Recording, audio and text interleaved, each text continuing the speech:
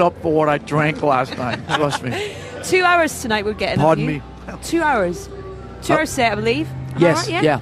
Is that do you sigh of relief when you get told it's a 2 hour set, or is it what? No. We picked that ourselves. Good.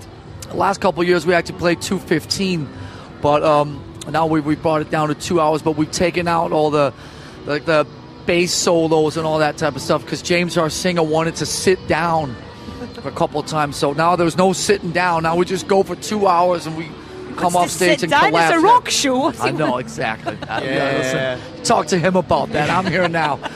Yeah, I know that you choose the set list. It's kind of your responsibility to go through and make sure that it all flows smoothly. I mean, are there times when you can still get that wrong, where it clangs a little bit and certain tracks feature? Well, what we're doing every night is we change the set list every night. And so some of the transitions from songs that come down get a little clunky. But that's all part of the fun and games, and I think that it's much better to be able to go out and do different stuff every night. We have a lot of fans that travel with us from show to show, and now also you can go on we have this live Metallica thing where you can go and download the show right after we've played it. Wow. So now you're actually not just playing for 80,000 people in Reading, you're playing for the whole world. So we play a different set list ever since we started this 5 years ago. Yeah. We haven't played the same set twice. Amazing. That's pretty cool. That's amazing. Keeps it exciting, keeps it fresh, keeps it, For us, it absolutely does. Definitely. Yeah, because you actually have to look at the set list. And you have to go, hey, what song's coming up next? You've got someone to do that for you, I'm sure. Now, come on. Well, I actually write the set list, so I remember most of it. Zane got the chance to what did you do this afternoon? I You went hung and sniffed out? your underwear. It was great. No, I went backstage. That was before they were washed, right?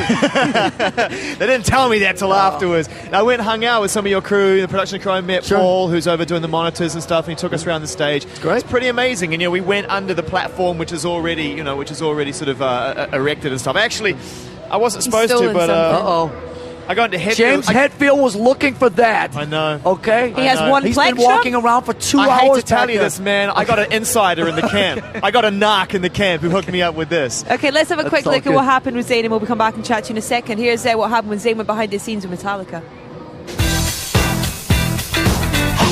It's Sunday, Rock Day, Metallica. It's pretty much their day from the second they arrive on site, which they haven't done yet, which means we can roll in there and have a quick snoop around. Come on, let's go. This is Metallica's specific. Hey, man, how are you? How you doing? I'm Zane. What's your name? Frankie. Nice to meet you. Nice to meet you. So this is the Metallica compound. Yep, this is Metallica compound. The guys aren't here yet. Do you mind just showing us around a little bit and giving us the lay of the land? Yeah, sure. This is Food and schmooze. food and schmooze right here. It's like family, friends, like there's stuff that we got to kind of keep off limits. Like right before they're going to get here, we get a warning that they're coming. Bam, throw everything out. The wardrobe team and everything does their thing, and as you can see, everything from aspirin to socks. So this looks like the magic room? Yep. Tuning and attitude.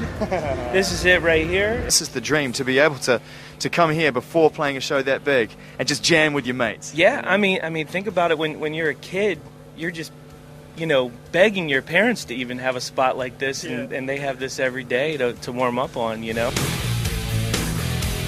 Got to do me a solid. You got to get me a little pick or something, so when I talk to Lars later on, I can tell him I walked away with a pick out of the compound. So once production are happy and the band are ready to leave the dressing rooms and make their way to the stage for showtime, the most important thing to take care of is sound. The guy who takes care of that business is Paul. He's the monitor man, and we're going to talk to him right now. big show tonight. Headlining slot in the main stage. raining. It's not raining. And how long have you been with Metallica for? 23 years. Do you want to give us a little tour about how this all works? This is Kirk's area. He'll do his guitar changes, come back to his tech, and go back out that side. Wow, man, there are fans who are quite happily pay rent to live in there.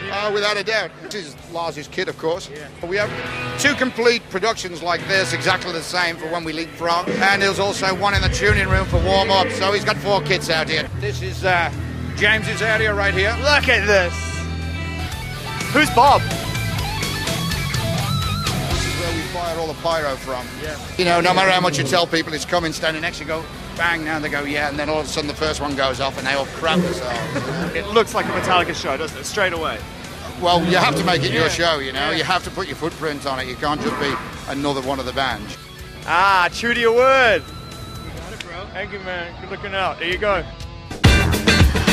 Oh, he's man, fired, I isn't told he? him not to put his face. I told him to blur his face. He's actually never really worked for us. He's an 23 intern. years. So you've I got. don't care who gave it to me, man. There it is on the table. It's all good. Did I hear right on that tape that you have 4 drum kits? Back here? Something like You that. got a few going, You know, I'm like John McCain. I can't count that high. We have a couple different systems. We do what's called leapfrogging a lot, which is that you have one system in Holland, and then they're setting up the next show in France or whatever. And then we have the drums back in that tuning room where we go, because we change the set list every night like we talked about. We sort of sometimes go in and, wait, that song, we haven't played that one in 3 months. Maybe we should just give it a knock before we go up and share it with 80,000 people, you know. Well, you seem so relaxed and excited about tonight. Any nerves at all? Or? No. Nah.